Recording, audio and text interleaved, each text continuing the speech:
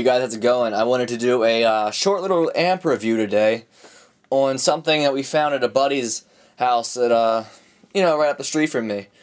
And he let me borrow this amp. We've been looking for it for, about 2 months now. We finally found it. It was in his storage house. And it's a cool amp I wanted to show you guys and do a fast little review on it. So, let's do that right now. Just so you know, I'm playing on my 1987 Kramer Beretta today. That's what we're doing here.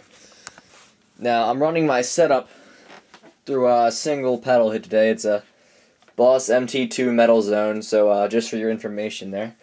And the amp itself is a Kingston, it's a late 60s model, probably Tasco factory.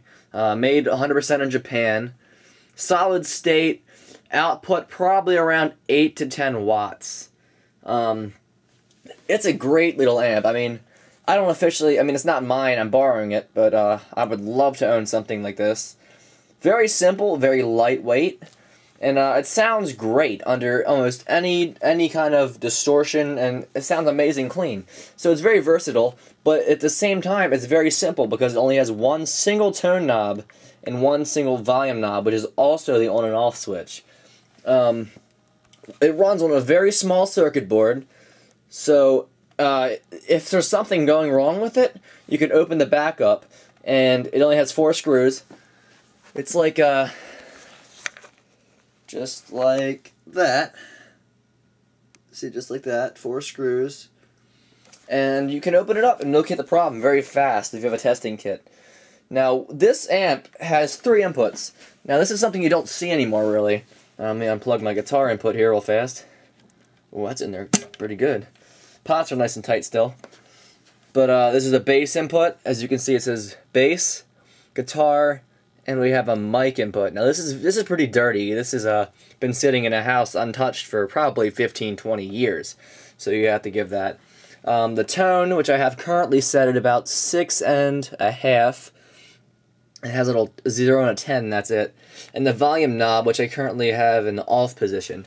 Now if you turn it on, if you just twist it like this, you can see it turns on. Now that's how you turn the amp on itself. So plug my guitar input back in and show you guys a clean demo perhaps, and then we'll get into distortion. It's a pretty cool little amp. Like I said, it only has about 8 to 10 watts of power, but it uses it very well. And it gets pretty loud, honestly. Honestly, it gets some great volume without having too much really buzz with it. And I just want to kind of showcase it because these little amps are cool, they're cheap, they're very effective, and I'll tell you right now, I have a Line 6 Spider 3 back here, and this thing sounds 20 times better than that Line 6 does. And I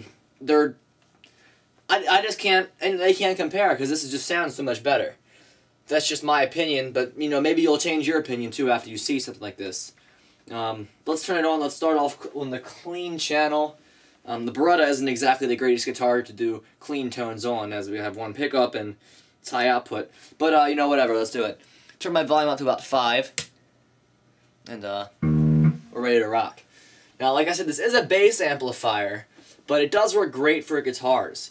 So, I'm going to play some normal power chords, just to let you get a feel of what it sounds like.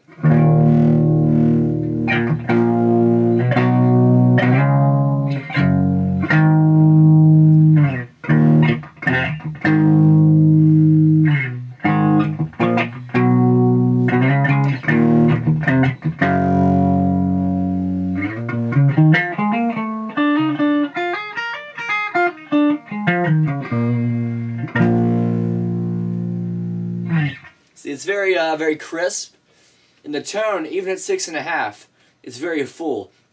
I like to leave the tone knob at around 6.5 because if you take it above, I say if it goes above 8 or so, it seems like it gets too full, and it gets kind of tinny and very ringy on the higher notes, and you seem to get the very just too much ring, and it kind of just over distorts the speaker more than it should be. But 6.5 is a very good place to put it, and as you can see, it sounds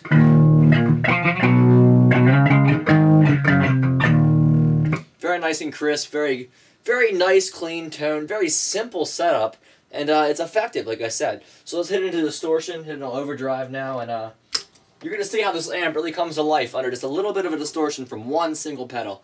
Now, I'll do some basic power chords, and I'll play a couple riffs. So, power chords first.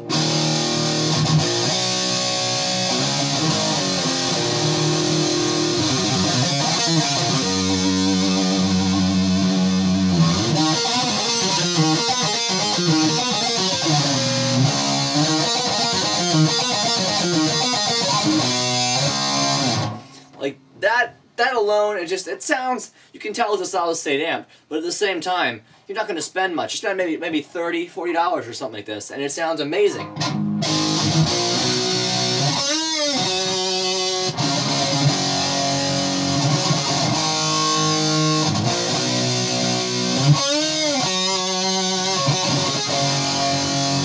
So yeah, it has a very full tone, and you can even do a thrashier kind of thing, like Exodus and Toxic.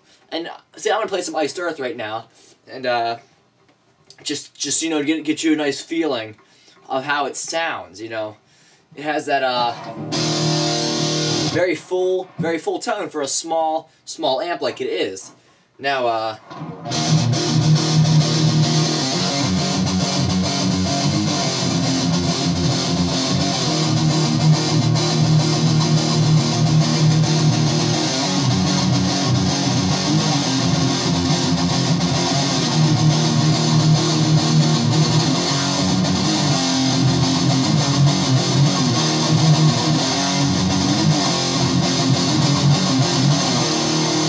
you know what I mean? It just has that, I'm sure you guys can hear it. It's a very powerful amp for its small size. I mean, it may look like it's, you know, just like a small little weak amp, and in comparison to the more powerful tube amps of the 60s, it may be.